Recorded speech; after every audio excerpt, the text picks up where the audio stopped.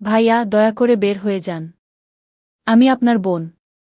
আমি আপনাকে কতই না ভদ্র মনে করতাম, কিন্তু ভাই আমার একটাও কথা শুনল না এবং যা কিছু তার মনে ছিল সে সবই সেই দিন আমার সাথে করল। শেষ পর্যন্ত এসব কিভাবে হলো তা আমি আপনাদের এই গল্পে বলবো। আমি কলকাতার বাসিন্দা, আমার বয়স 9 বছর। লোকেরা বলে আমি দেখতে বেশ আকর্ষণীয়, আর সম্ভবত এজন্যই পাড়ার ছেলেরা প্রায় আমাকে নিয়ে কথা বলে। কিন্তু সবসময় ইশারায়। আমার পরিবার খুব ছোট। আমি, আমার ছোট ভাই, আর মা। বাবা-মা তখনই মারা গিয়েছিলেন যখন আমার বয়স ছিল 5 বছর। মাকে বাবার জায়গায় স্কুলে চাকরি মিলে গিয়েছিল এবং তিনি আমাদের দুজনকে মানুষ করেছেন। এখন আমি আর আমার ভাই দুজনেই কলেজে যাই। এটা 3 মাস আগের কথা।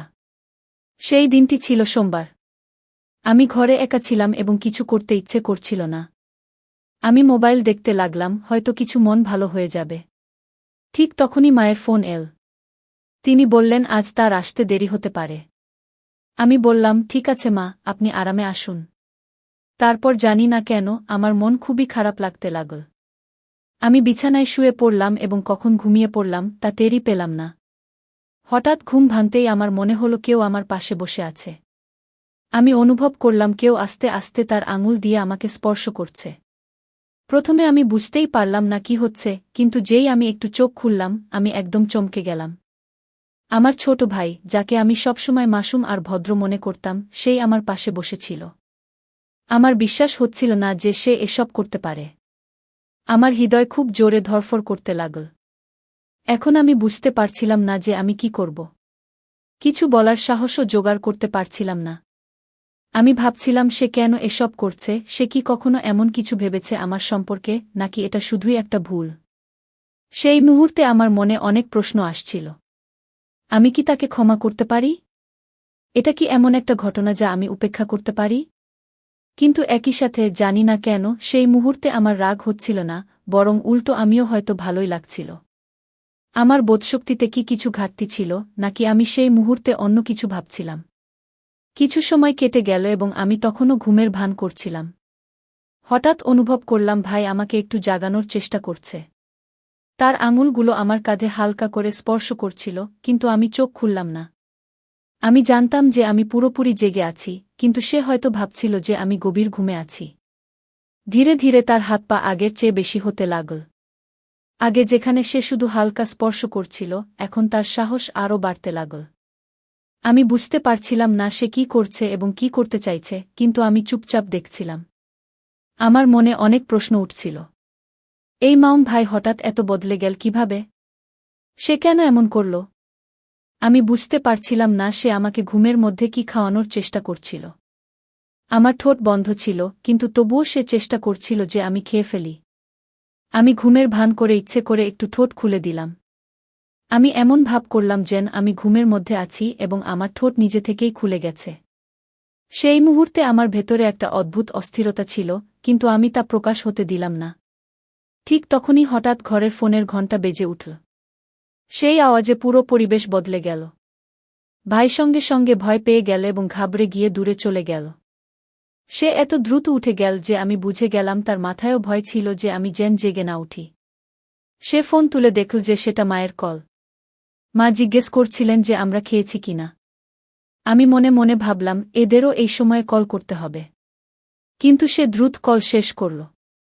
এখন আমার নজর আবার ভাইয়ের দিকে, কিন্তু যখন তাকালাম সে রুম থেকে উধাও হয়ে গেছে। আমি কিছুক্ষণ ভাবতে লাগলাম এখন কি করা উচিত। আমার মন এখন অস্থির হয়ে গেছে। সেই ভাই যাকে আমি সবসময় মাসুম আর বুদ্ধিমান মনে করতাম, সে হঠাৎ এত বদলে গেল কিভাবে? আমি কি তার সাথে এ বিষয়ে কথা বলবো, নাকি এটা উপেক্ষা করে দেব? অনেকক্ষণ আমি আমার চিন্তায় ডুবেছিলাম। আমি ভাবলাম যদি আমি এ বিষয়ে কিছু না করি তাহলে হয়তো এই ঘটনা আবার ঘটতে পারে। কিন্তু যদি আমি তাকে কিছু বলি তাহলে আমাদের মধ্যে সম্পর্ক চিরতরে বদলে যাবে। তারপর আমি আর থাকতে পারলাম না। আমার মনে হুলস্থুল চলছিল এবং আমি ভাইয়ের সাথে কথা না বলে নিজেকে থামাতে পারছিলাম না। আমি তার রুমের দিকে গেলাম। ভাইয়ের রুম আলাদা ছিল, যেখানে সে প্রায় পড়াশোনা করে।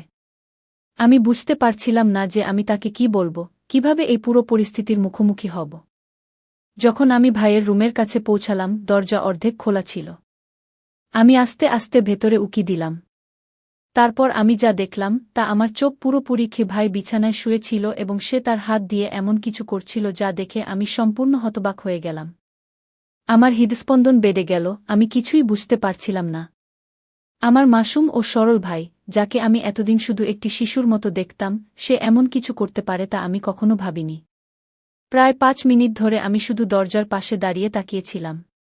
আমার মাথায় অনেক প্রশ্ন ঘুরছিল, শেষ পর্যন্ত তার কি হয়েছে? সে কি সত্যিই এমন করছে নাকি আমি কোনো ভুল বুঝছি? আমি নিজেকে শান্ত করার চেষ্টা করলাম, কিন্তু আমার চোখ তার দিকেই আটকে ছিল। আমি জানতাম আমাকে কিছু করা বা বলা উচিত, কিন্তু আমার কণ্ঠ থেকে কোনো শব্দ বের হচ্ছিল না। যে ভাইকে আমি এতদিন মাসুম ভেবেছিলাম, সে আমার সামনে সম্পূর্ণ অন্য রূপে ছিল। তাকে এই অবস্থায় দেখে আমি অনুভব করলাম যে হয়তো সে শৈশব থেকে এমন কিছু দেখেছে বা অনুভব করেছে যা সম্পর্কে আমি কখনো ভাবিনি। আমার মনে তার প্রতি ঘৃণা আসেনি, বরং আমি বিভ্রান্ত ছিলাম। আমি বুঝতে পারছিলাম না যে এটি আমার কোনো ভুল ধারণা নাকি অন্য কিছু। আমি ধীরে ধীরে দরজা থেকে সরে যাওয়ার সিদ্ধান্ত নিলাম। আমি জানতাম না যে যদি আমি তাকে এই অবস্থায় থামাই তাহলে আমাদের মধ্যে কি হবে। আমি মনে মনে ভাবতে লাগলাম যে সে আমার সাথে কিছু ভুল করেছে কিনা, এমন সময় সে আমাকে দেখে ফেলল এবং তারপরই ঘটল যা আমার ভয় ছিল। বন্ধুরা, এর পরে আমার সাথে যা ঘটেছিল তা সবই শোনার জন্য আমাদের মনমোহন গল্প চ্যানেলটি সাবস্ক্রাইব করতে ভুলবেন না। যদি গল্পটি ভালো লেগে থাকে তবে লাইক ও শেয়ার করুন। ধন্যবাদ।